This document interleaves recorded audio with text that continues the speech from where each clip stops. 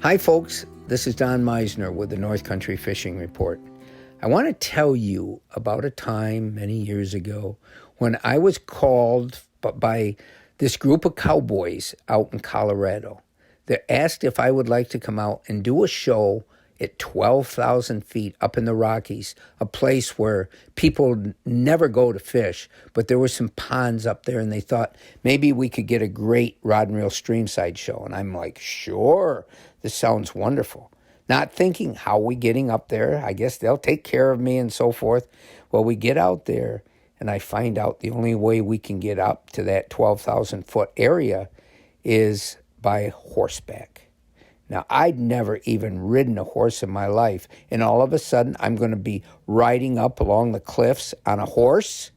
We also had a mule train that they had concocted to take all our whatever we were going to need for a week's stay up there at that elevation. And so off we started. And I'm on a horse that they had just got from Mexico. It hadn't really been broken in. It was a young stallion. And I'm telling you, I didn't even know how to sit on it. You've probably heard, maybe, about saddle sore. Well, what is saddle sore? Well, let me tell you. You ride all day on a horse and you've never done it before, the saddle ain't what's sore. It's what you sit on, your part of your body that you're sitting on that saddle. That becomes, I can't even describe, you can't even hardly walk afterwards. Well, that's not what this story's about, though. So up we go, and you'd seen pictures on movies of people on horseback going up in the cliffs of the Rockies, but not somebody like me who didn't even know how to sit on a horse. The horse knew it. And we were in a line following each other, these narrow little passageways with a drop of hundreds and hundreds of feet. And so the cowboys told me, just trust your horse. Just don't try to force it. Just trust it. Well, that horse knew darn well I didn't know how to ride, and it took advantage of it. What it would do, it would wait for the horse in front of it to go around a curve. It would slow down and wait.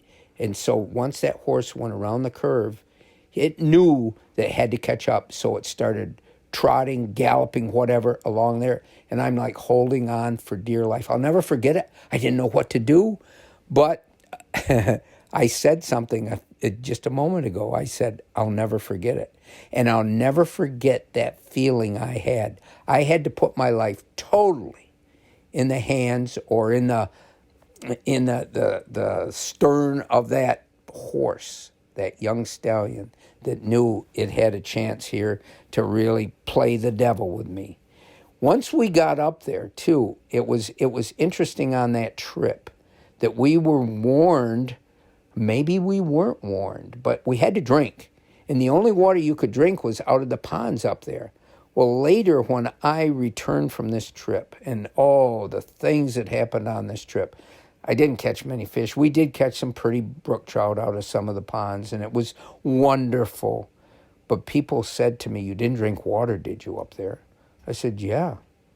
And where we drank the water was out of the ponds. Well, the big fear is, and it would be for any of us going any place now, is beaver fever, Giardia, which comes from drinking water that the beaver live in. And I remember standing on a beaver hut, of all things, to try to catch a brook trout. So there certainly were beaver there.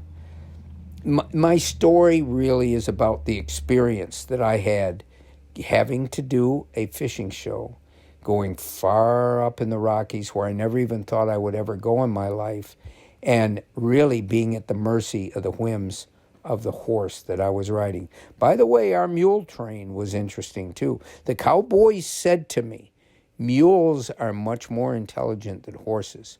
When we're up there, we have to keep them under control because, number one, and I didn't realize this, they hate dogs. They will sneak up behind a dog and try to trample it to death or whatever. I know it sounds terrible and you don't want to hear stories like that. And no, that story didn't take place. But on the way back down the mountain, the mules conspired to get back at us for whatever we'd done to bug them. And they sort of wrecked that mule train. They crisscrossed each other. They got all the straps tangled up, And it took us almost an hour and a half. I say us. All I was doing was watching the cowboys try to untangle the mess that those mules, as the cowboys said, intentionally made. So that was my experience in the Rockies because of going fishing. And no, I didn't really see anything that struck me, but I experienced something that I'll never forget. Number one, saddle sore. Oh my gosh, it took me a week to be able to walk again. And number two, looking down the edge of these cliffs that my horse had taken me on and saying, please don't stumble. Please just keep following the horse ahead of you, and I'll just hang on. Until next time, folks, this is Don Meisner with the North Country Fishing Report.